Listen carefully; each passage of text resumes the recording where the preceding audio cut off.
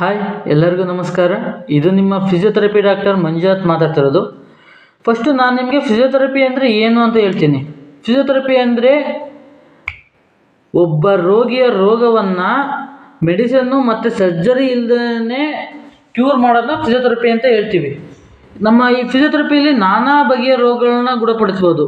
ಅವಂದರೆ ಈ ಕೀಲು ಮೂಳೆ ರೋಗಗಳು ತಗೊಳ್ಳಿ, ಅದರಲ್ಲಿ ಕುತ್ತಿಗೆ ನೋವು, ಮಂಡಿ ನೋವು, ಸ್ನಾಯು ಸೆಳೆತ, ಈ ಕೀಲು ನೋವು, ಕಾಲು ನೋವು, ಮತ್ತು ಬೆನ್ನು ನೋವು, ಪಾದದ ನೋವು, ಈ ಥರ ಬರ್ತವೆ. ಇವು ಮೇಯ್ನ್ ಕಂಡೀಷನ್ಸು ನಾವು ಕ್ಲಿನಿಕಲ್ಲಿ ನೋಡೋದು.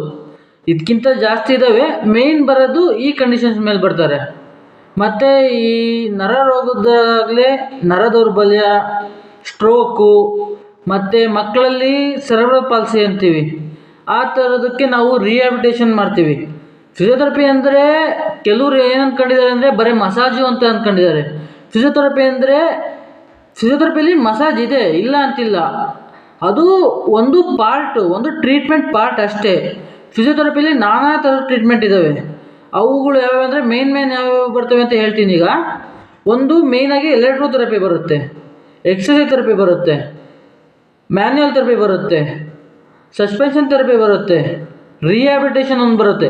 ನ್ಯೂರೋದಲ್ಲಿ ರಿಹ್ಯಾಬಿಟೇಷನ್ ಜಾಸ್ತಿ ಮುಖ್ಯವಾಗುತ್ತೆ. ಮಾಮೂಲಿ ಮೇಯ್ನ್ ಇದಕ್ಕಿಂತ ರಿಹ್ಯಾಬಿಟೇಷನ್ ಅಂತ ಮಾಡ್ತೀವಿ ನಾವು.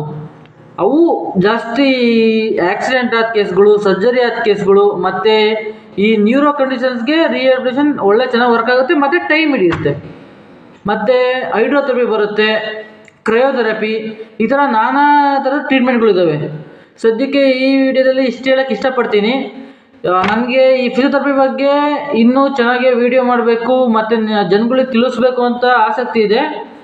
ನಿಮಗೂ ಆ ಆಸಕ್ತಿ ಇದ್ದರೆ ಈ ನಿಮ್ಮ ಫಿಸಿಯೋ ಚಾನಲ್ನ ಸಬ್ಸ್ಕ್ರೈಬ್ ಮಾಡಿ, ಲೈಕ್ ಮಾಡಿ, ಕಾಮೆಂಟ್ ಮಾಡಿ, ಶೇರ್ ಮಾಡಿ, ನಿಮ್ಮ ಫ್ರೆಂಡ್ಸ್ಗಳಿಗೂ ತಿಳಿಸಿ.